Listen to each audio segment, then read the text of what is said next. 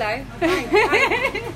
Don't know how this works, so I'm... Hello everyone, we are live on Facebook with Emma Hatton. Hello. Hello, thank you for joining us. Thanks for having me. It's great to see you. Sorry we're a bit late everyone, it's been a bit of a journey. Yeah. A bit of snow. I've got very wet socks at the moment. Did you not consider going by broomstick? No, it's very safely stored in my loft, so couldn't access it, I'm afraid. So we're here to talk about your show you're doing in Leicester Square. Yes. So tell us a bit about it. Okay, so it's on this coming Thursday. So I don't know if anybody's been into Leicester Square recently, but they've erected this big Spiegel tent. So it's a very Christmassy event, and I've wanted to do a concert for a long time with my friend Anthony, who, for those of you that may have followed me for a while, 2 years ago now we decided to release a Christmas EP. So we got together and recorded some lovely Christmas songs, and Anthony is very well known in the jazz world, so not so much in the musical theatre world. So it was kind of, for me, it was a real passion project. It wasn't a financial thing, it was just we wanted to get together and do some stuff, and it went to #1, which we were gobsmacked about. And then we just decided that we want to collaborate more and want to do more stuff together, and we got approached about doing a concert in September. I think they came to us, and we thought, you know what, this would be a really nice opportunity to get together and do some more kind of jazz-based stuff. Obviously we're going to do some musical theatre, because I know you guys will want to hear that, but we're not going to just, take the score, put it down, he's going to play it and I'm going to sing it. Obviously part of the excitement of working with Anthony is that he's got such a great reputation for taking a really well-known song and putting his own stamp on it. So he's got some beautiful ideas of what we can do. So we've got a song from Wicked, we've got a song from Evita, and then obviously we've got some Christmas songs as well. So hopefully it's ticking the boxes for what everybody wants to hear. Sounds lovely. If anyone's been to one of Emma's shows before as well, they are really, really good. Talk to us a bit about jazz and where jazz fits in your life and in your performing. So it was never really a conscious thing. I think I was always, for those that have kind of listened to me chat before, I always claimed to be I was quite an odd child. I think when girls my age were going out and buying lipstick and snogging boys, I was at home with a Gershwin score, and it came from I think my love of tap dancing. So obviously you use quite a lot of those old-fashioned sort of jazzy numbers in tap dancing, and also my grandparents were very musical. So my granddad, unbeknownst to me, I knew he loved jazz music, but he was a chairman of a brass band, so I knew he played the cornet in his sort of earlier years, but only when I started to show a real interest in jazz music, and he passed away. So he passed away when I was 16, which was quite a long time ago. Don't believe that. About 4 years ago. And my mum actually told me that he used to play a trumpet in a jazz band when he was in the war, and it kind of all made sense then. I was always really close to my granddad, and I just wonder whether, I'm really fascinated by that kind of the energies and stuff, and I just wonder whether maybe there was some kind of subliminal messaging coming through. Oh, yeah, maybe. Yeah. Obviously another big thing in your life, Wicked. Oh, I thought you were going to say my cat. Well, we can come to you in a minute. Let's talk about Wicked first. Okay, we've got the themed cup here. Exactly, themed cup here. Now, I've interviewed a few people here, and they've all been from Wicked except one. Oh, That's really? not because I'm a massive Wicked fan. It is, but also when we've talked before, and I said to you, I'm a Wicked geek. You said, so are you. Yeah. So just tell me what it was like getting that part. I think it was. I've never been a kind of traditional musical theatre fan. I went to train in musical theatre purely because I love singing and I love dancing and I love acting, but I was never like, oh, I really want a career in it. It was just kind of something that I loved, and it was kind of like a gap year for me. And I remember a friend who I met at an audition for the Royal Academy of Music, actually, which I never got into, by the way. She played me this album. She said, oh, you absolutely have to listen to this. And the first time I listened to it, I was like, it's a bit weird. And then it like grew on me, and I just remember listening to it. Sorry, my stomach, over and over and over again. And I've only really done that with one other musical, which was The Last 5 Years. Yeah. But yeah, so it was at that point where I was I knew that I was much more interested, I think, from a career perspective in the jukebox musicals, because I don't have that, and I'm okay with it. I don't have that kind of very traditional musical theatre voice. I don't have that access to that really kind of clear, bright sound. I've got quite I mean, you can tell I'm a bit coldy at the moment, but I have quite a deep, slightly more raw sound. Mm-hmm. So I do struggle a lot with the more kind of contemporary musical theatre, you know, that kind of twangy sound. So I never really, with Wicked, it kind of never really seemed like a reality from a career perspective for me. I always focus more on like We Will Rock You and those kind of shows. But I do remember being very aware of the fact that Elphaba was a role. It was a very special role, and even my friends at the time who weren't in musical theatre, we all went to watch Wicked. So I think that just goes to show that it is a musical that does appeal to musical theatre fans, obviously, but just your Joe public. And I think that's why it's been so successful, is because it touches everybody in different ways. It's so relatable. It's such a beautifully scored piece. Lyrically, it's gorgeous. The score is very clever as well. So even when you're in it, you don't realise that there are so many themes that come from, say, Somewhere Over the Rainbow is the same as Unlimited, but just there's notes played in different ways. I didn't know that. I didn't until probably 3 months before I left. It's the costumes are second to none. I mean, I remember my first costume fitting, and that really is a life-changing moment. Yeah. It is, and I started off as the standby, so I feel like I had the most generous journey with that show, because I was able to kind of dip my toes in and experience it, and then go back to my dressing room and collect myself and absorb it all and kind of process what had worked, what hadn't worked, what I needed to work on, what I didn't, without that exhaustion that comes with playing the role full time. Yeah. So I did that for 18 months, which I absolutely love, because people that know me know that I'm so scatty and sporadic. I'm like, 1 minute I'm like, I want to be an interior designer, and then the next minute I'm like, I'm going to be a personal trainer, and I love life. I love, you know, there's so many things that I really want to do. So being standby was just the perfect role for me, because it meant that I had this luxury of time to go and sit in this room and drink tea with Soph, who was my standby Glinda, Sophie Linderley. Hi Soph, if you're listening. And who's still a really good friend of mine now. She's doing Big Fish at the moment. I need to go and watch that. The Palace. Yeah, and we'd drink tea and we'd watch a bit of Netflix, and I'd do my tax, and I set up a business making pictures, and every so often the phone would ring and it'd be like, oh, can you pop down and sing Defying Gravity? Yeah. I remember can you actually just get on stage? I only did it once, because bless her, Willamine for Cake, who is just like a goddess. She's like Celine Dion, but like one that I actually know and I'm friends with. But she had a really hard time, bless her, towards the end of the contract she did with me. She had to leave prematurely because of her back injury. Yeah. And she's fully fixed now and came back, obviously, to finish. Yeah. And it was just so lovely to be able to see her finish her journey the right way. And so she only ever went off once mid-show in 18 months that I was there with her. And I remember I just put a pot noodle down my throat, which I hadn't had a pot noodle, like that was not my diet. I hadn't had one in years, and I just suddenly had this craving. I was like, oh, I really fancy a pot noodle.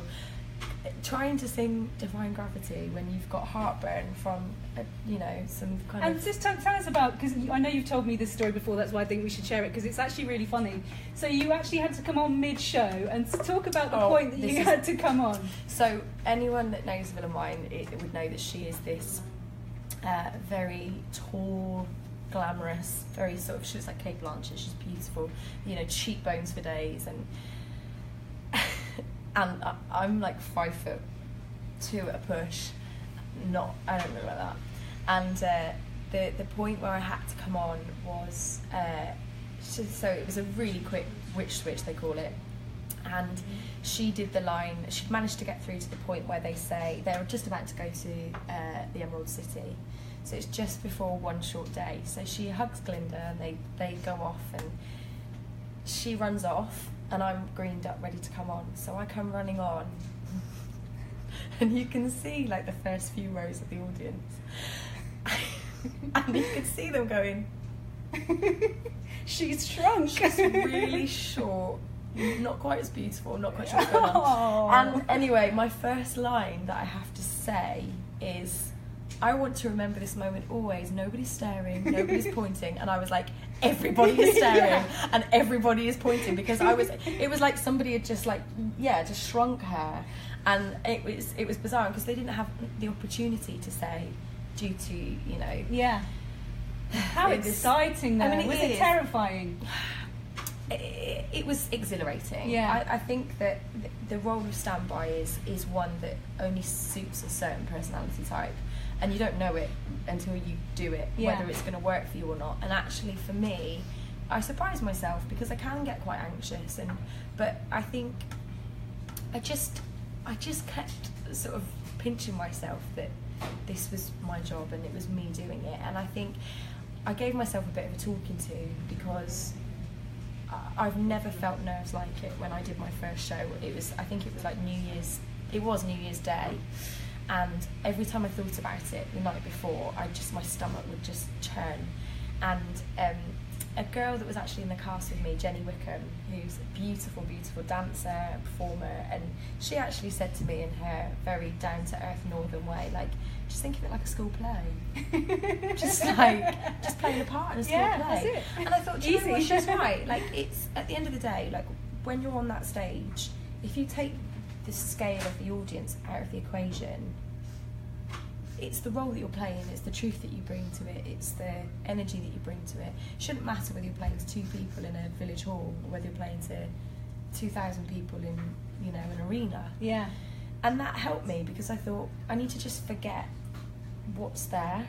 I just need to focus on making this as real and as believable and as authentic as possible. And I think that really helped me. And then when I took over full time, again there was that element of, I can't believe this is really happening to me. And I just thought, I just need to enjoy this, because I won't be doing this forever. And I could, the same happened actually bizarrely. I was really lucky with Evita that I got to go and sing at the Albert Hall. Yeah. And it utterly terrifying. There's like a 60-piece orchestra behind you, and my heart was going like the clappers. And I just thought, Emma, this may never ever ever happen for you again. So instead of going out there and just being terrified and just getting through it, why don't you just try and sit in the moment and really enjoy it? And I did, and I'm glad I did, because now I have this, it was nerve-wracking, yes, but I just took a few deep breaths and really just took it all in. And I think the same with Wicked. I was like, I need to just enjoy this and embrace it. And I had some phenomenal opportunities that came with playing that role, and I still look now at, I've just spotted this picture of me over there. Yeah. By the Mark Manley, isn't yes, it? It is, yeah. Hi Mark, if you're watching. And I actually met him for the first time the other night. I went to watch my friend in the show. So, it just gave me these wonderful opportunities, and I think that if you just go through the motions and allow it to sort of terrify you too much or get too caught up, then you'd step away. I think I would have stepped away from the role and either had a bit of a nervous breakdown because you have to keep going, or I just wouldn't have remembered it in the best way. Whereas I feel like I left it the perfect time for me, because vocally I felt great, physically I felt great, and I think I left on a high. I still loved the role. I still felt like if the phone call came in a couple of years' time to go back, whether here or in another country, I would enjoy it as opposed to be terrified of it. Yeah. And I just think sometimes the same with Evita, like, leave on a high, leave when you still love the character and you love the show, and it doesn't come on your iPod and you go, oh. Don't get me wrong, for the first few weeks after leaving a show, you don't want to hear it, because you need that distance from it, because it is a job. Yeah. It's a brilliant job, and it's one I'm very grateful for, but it's a job, it's hard work, and you sometimes need a bit of space and distance. And I think that's why I'm so passionate about my other projects and my other music is because when I was doing Wicked, I mean, it was a bit of a risk because you need to preserve yourself vocally, you need to preserve your energy, etc., etc. But for me, having another project that I was excited about that was so different to what I was doing every day, to then come back into the building, it felt fresh. Felt different. It didn't feel like doing the same thing over and over again. It felt like another project that I was involved in, and I hope and I think that did enable me to bring some new energy to it every day, as opposed to just, of course there are days when you sort of have to go in and really G yourself up, but you know, to still enjoy it and still love it, that's a challenge. When there is so much pressure on you to perform to that standard every day, and what comes with a show that is as well loved and popular as Wicked, and obviously I was stepping into the shoes of girls that I had looked up to, so Lou and Rachel and Kerry and Willamine, and you just think, oh my gosh, like, you know, I'm really having to expend all of my energy to do this, and it's finding a coping mechanism, and I think for me, my family and my friends that were not in that show, as well as a couple of absolute gems that were in the show with me, who used to let them, I mean, Karina, who's Stand By Glynd at the moment, I would get to my dressing room and she'd have let herself in already, she knew the code, the kettle was on, she was sat on my sofa, that's so and sweet. for the half-hour call before the show, her and Sheila Grant, who was one of my best friends in the show, and Troy, who dressed me, we'd just sit there and chat. And then when I went on stage, I hadn't felt like I'd sat there going, I mean, there were days when you felt vocally, you know, you were struggling, but sometimes I think you can overthink it. Definitely. Put yourself under too much pressure. So that kind of kept me sane and kept perspective for me, and it's a tough one. It's a tough industry when you know, to recreate a role that you want to be real. 8 times a week. 8 times. Right, let's have a look at some of the questions that we've been sent. We've been sent lots and lots. Good. Oh, that's very, very good. The first one. What was it like being green for 8 shows a week? Knackering. Do you still have it in your ears? I found it on, I've got an old contact lens case, and it was obviously one that I used to have in my dressing room, and I found, they say the green never ever leaves you. I remember chatting to Joe Mantello, who's the original director from Broadway, and when I first got given the power, he said, I promise you, you will need to buy new pillowcases because they will just get stained with green. And it's true, it's just, you will always find, you know, around the edge of like perfumes or whatever, but it was great, and it was nice to have that routine. There was a lovely team of people that I was working with. It was hard work, but like I say, I just savoured the experience because it was a, you know, a portion of my life, a chapter in my life, and I just wanted to enjoy it. So I think I did for the most part. Yeah, definitely. And loved getting the green out of your ears after every performance. That was cotton buds. Taking the green on and off was challenging sometimes. Okay, do you have any unusual Christmas traditions? Not. I wouldn't say it's that unusual, but the Christmas film. I think every family has their film, don't they? And the Christmas film in my family was always White Christmas or Holiday Inn.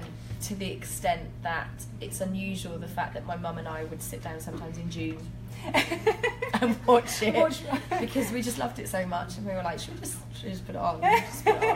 And actually, the other day in the car, me and my mum were chatting about it. I was on the phone to her, and hands free, obviously, and we were just like singing the songs to each other. I could hear my dad in the background, just like, oh.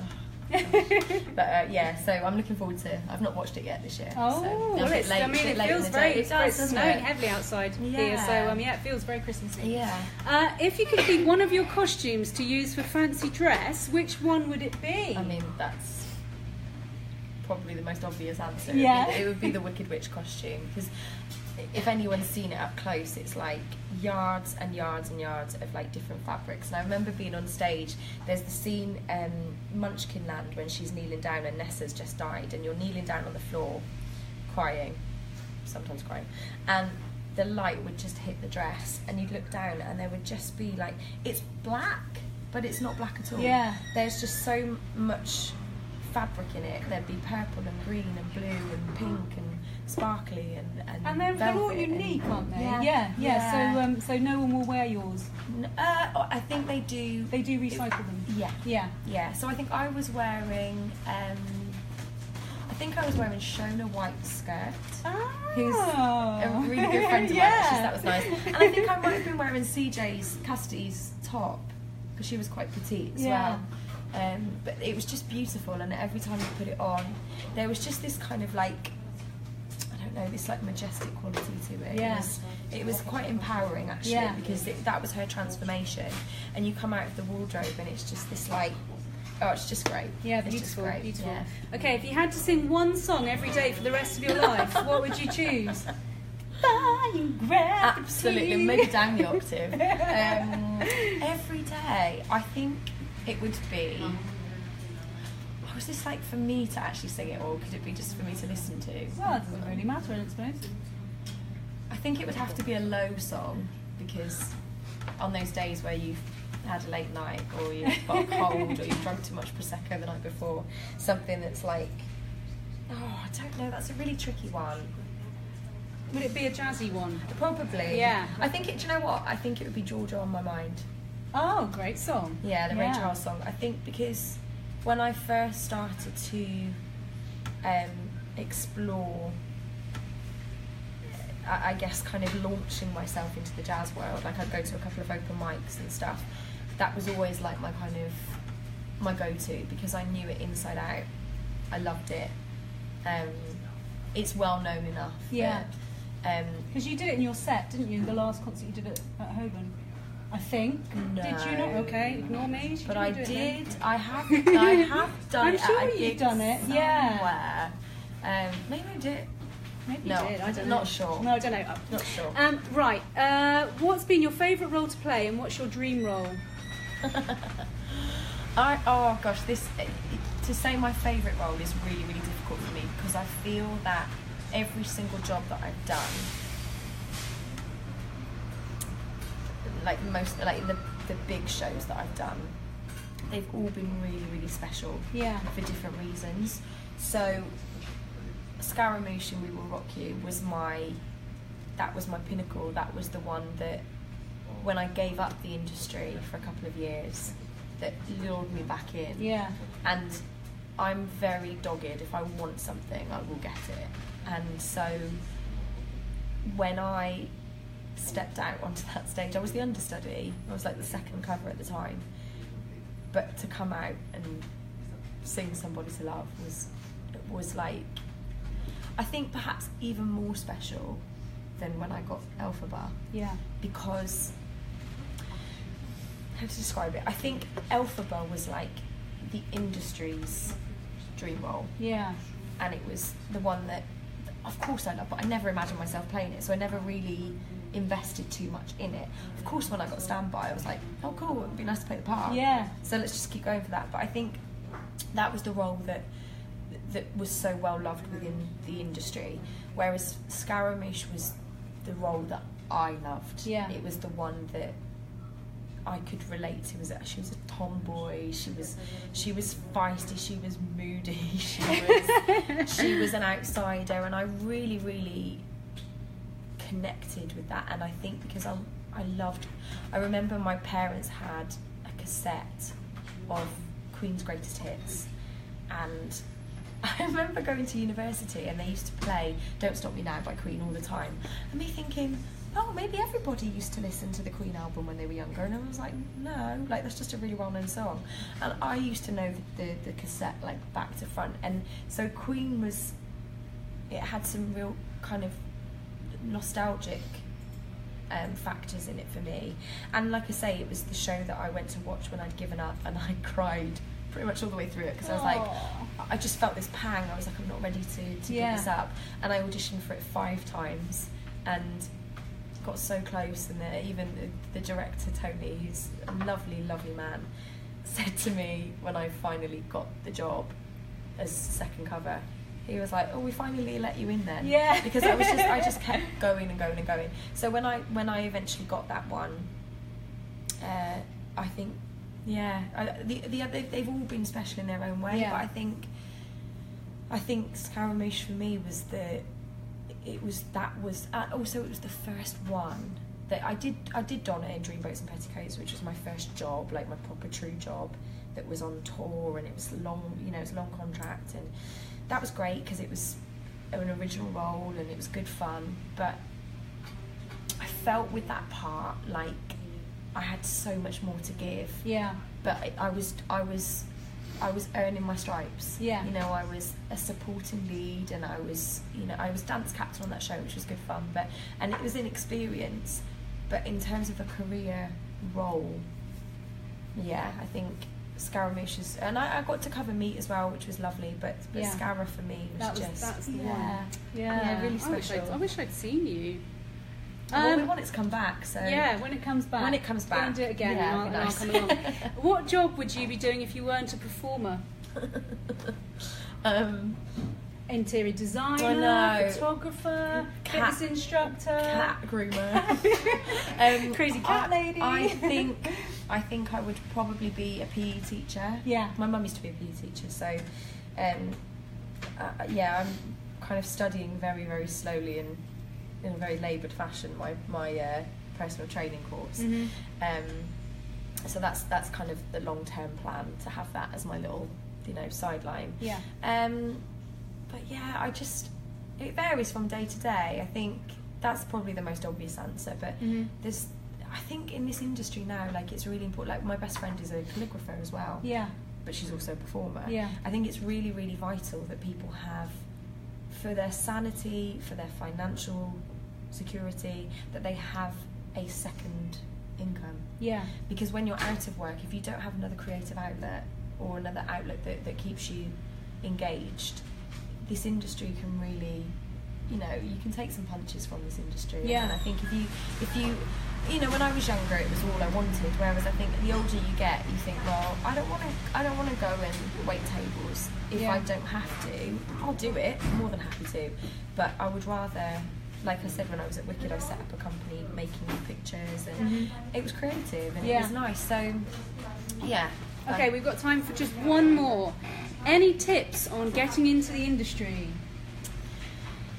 I would say, from my experience, get involved with as many performance opportunities as you can. So every opportunity to perform is an opportunity to learn. So even if it's, you know, doing open mic nights, or it's getting involved in Amdram, or it's writing, or it's getting yourself a little camera and doing a YouTube channel, just try and get as much experience as possible.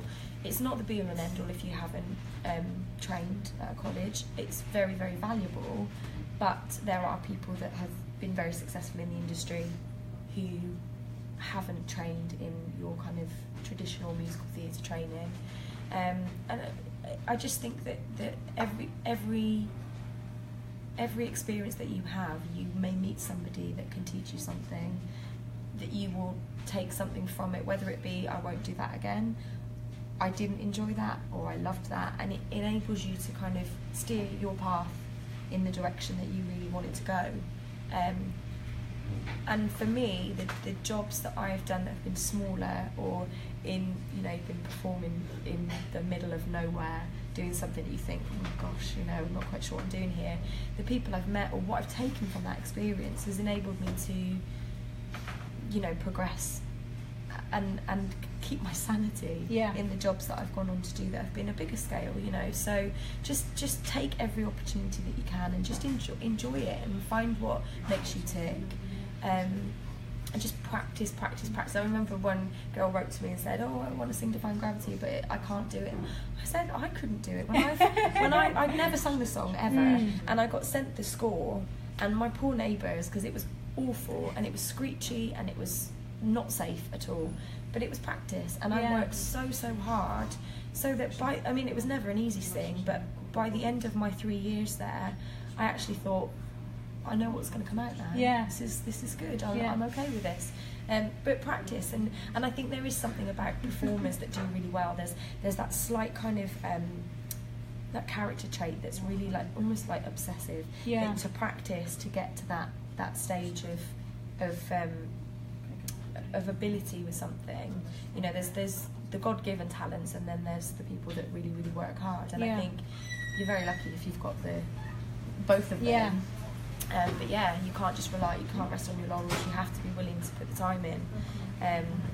But yeah, and also just have a really healthy network outside of the industry as well, that keep you, you know, remind you that this is just us playing dress up. Yeah. You know, it's not, we're not saving lives. So. Right, that's all we've got time for, I'm afraid. So, remind us again, your concert in Leicester Square is on Thursday the 14th of December at 7:30. Tickets are available at christmasinleicestersquare.com. christmasinleicestersquare.com. We will put a link in our bio on our Twitter when we share the video. Thank you so much for joining us. Thank you. It's been awesome to talk to you as usual, and I'll look forward to the concert. Lovely. Thank you. Thank you. Bye.